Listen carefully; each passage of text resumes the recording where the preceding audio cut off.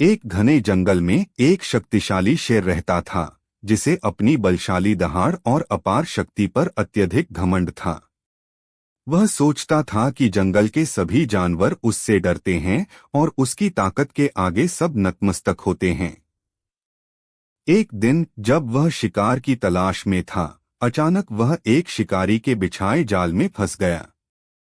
शेर ने जाल से निकलने के लिए बहुत प्रयास किया, लेकिन वह असफल रहा।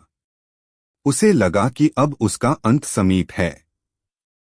तभी एक छोटा चूहा वहां से गुजर रहा था। चूहे ने शेर की दुर्दशा देखकर उसे बचाने का फैसला किया। वह शेर के पास गया और जाल को काटने लगा।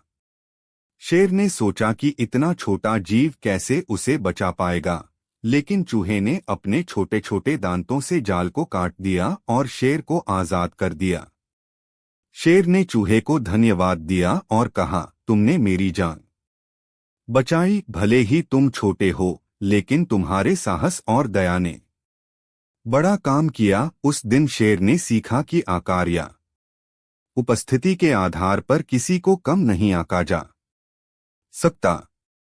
छोटा होने के बावजूद चूहे ने उसे एक अनमोल सीख दी। शेर ने उस चूहे से वादा किया कि वह हमेशा उसका ध्यान रखेगा और कभी भी उसे या अन्य छोटे जानवरों को हल्के में नहीं लेगा।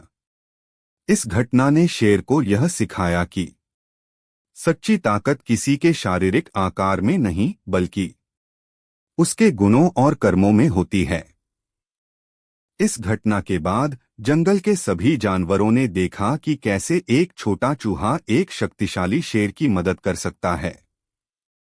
इससे उनमें आपसी समझ और सहयोग की भावना मजबूत हुई। नैतिक शिक्षा कभी भी किसी को उसके आकार या उपस्थिति के आधार पर कम नहीं आंकना चाहिए। हर जीव में अपनी विशेषता होती है और हर कोई अपने तरीके से महत्वपूर्ण होता है।